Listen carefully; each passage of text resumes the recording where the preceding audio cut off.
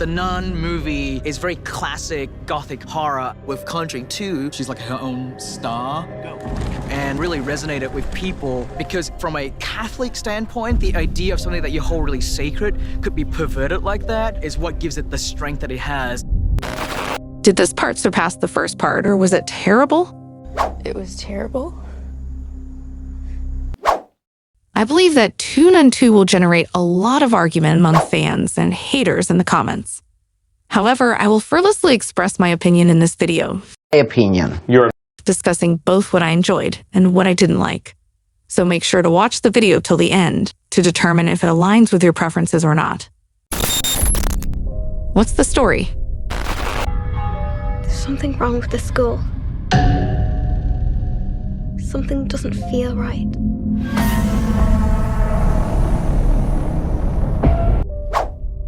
In the Nun II, Sister Irene is now at a convent in France, trying to forget the incidents of the previous movie.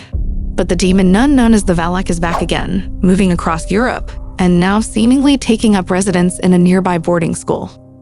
The Vatican calls on Irene to handle the demon once more, so she reluctantly starts conducting detective work, accompanied by intrepid young novitiate Sister Deborah.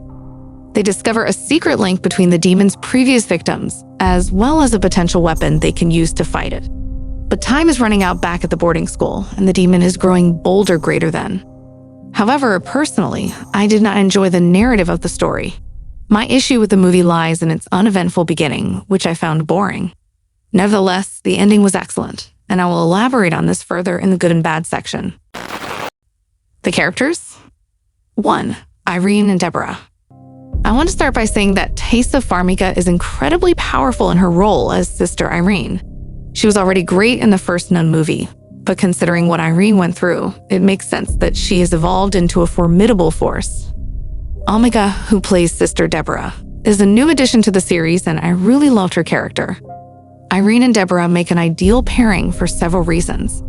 They have great chemistry, and it's interesting to see Irene dealing with her past, while witnessing where Deborah is at in the present. Deborah looks up to Irene as a mentor, and this dynamic strengthens both of their character arcs. Additionally, Deborah brings a fiery spirit to the film that adds a burst of energy, which I absolutely love. I want you to tell me in the comments, what is your favorite and most hated character? I want to share my story with you. I started my channel in early 2023 because I love talking about and reviewing movies and series. YouTube seemed like the perfect platform for me to express myself, as there are people who share my interest in reviewing movies. However, I have been feeling discouraged because I haven't received enough support.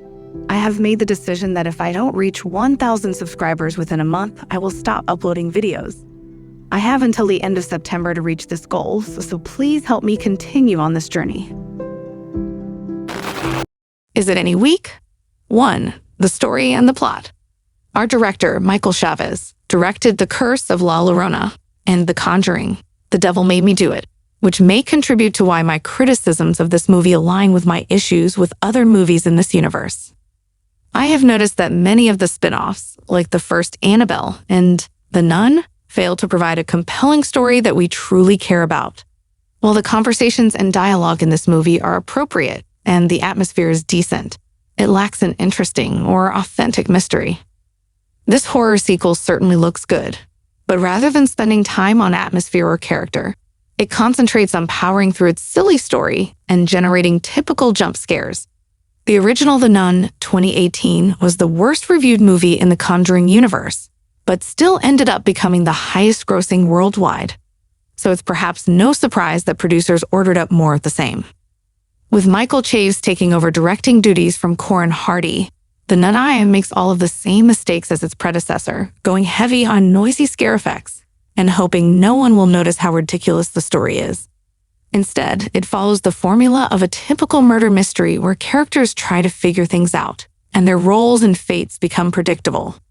It's unfortunate that this movie relies on cliches commonly seen in studio horror films.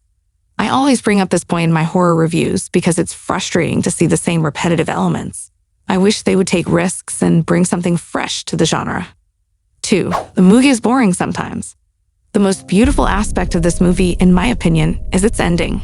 However, the journey to reach that point is quite uninteresting, except for a few impactful kills and the way they are executed. These kills, particularly when they involve children, create a sense of tension and intensify the scary sequences. A major flaw in the film is that it revolves around an investigation where the audience already knows the answer. The audience is way ahead of the characters involved in the investigation, so treating it as a mystery and attempting to figure out what's happening becomes pointless. The dialogue scenes where they try to piece together the identity of the culprit and what's happening are simply a waste of time, delaying the progression towards the main confrontation and the next significant kill. The film fails to effectively develop its characters or provide comedic or action-packed moments. It solely relies on the kills, scares, and a mystery that falls flat because the audience is already aware of the answers. The movie does not attempt to pretend otherwise, as it clearly reveals that the characters are aware of the truth. However, it still tries to create intrigue by introducing random exposition as if it were a mystery with a shocking revelation.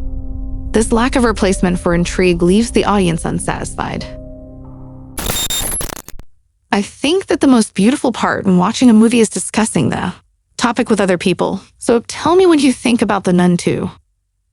What you like about the movie, what you hate about the movie, and how much you give the film out of 10. I will tell you my rate at the end of the video. Is it any good? 1. The direction. I believe the direction in this film is better because they chose a director who previously directed The Curse of La Llorona and The Conjuring 3 to also direct The Nun. Although he may not be as skilled as James Wan in horror, I think he has a better eye than some of the other directors of the spin-offs. The film uses color in interesting and creative ways, especially in sequences where the overall tone is muted. Unlike the first Nun film, which felt monotonous with its dark candlelit corridors, this film offers more diversity in imagery and scenarios, providing more opportunities for jump scares. The setting of a boarding school adds complexity with parallel narratives and more characters to invest in and potentially be killed off. 2. Ending. I enjoyed the ending and found it entertaining. Although the movie may have been dull at the start, the ending was captivating and revealed many mysteries. Personally, the best aspect of this film was its ending. If the beginning had the same level of excitement as the ending and a stronger storyline, it could have been one of the best horror movies I've ever seen. What is my rate? In general, I believe it is an improvement compared to the first film. It has improved in almost every aspect. However, this statement is more about how uninteresting I found the original Nun film. This movie still has its own issues that hold it back. Did it do enough to win over skeptics who didn't like the first film? Probably not. If you didn't like the first Nun film, this one will bother you less, but you still probably won't like it. However, if you did enjoy the first Nun film, this is a nice companion to it in certain ways. I think the scare scenes are a little better and the direction of the film is improved, adding more flair and making it less dull. Overall, it's just okay, but there are far better films in this franchise. So my rating for the movie is 6 out of 10. Do not forget to tell me your rating out of 10, and also do not forget to subscribe to the channel. Peace.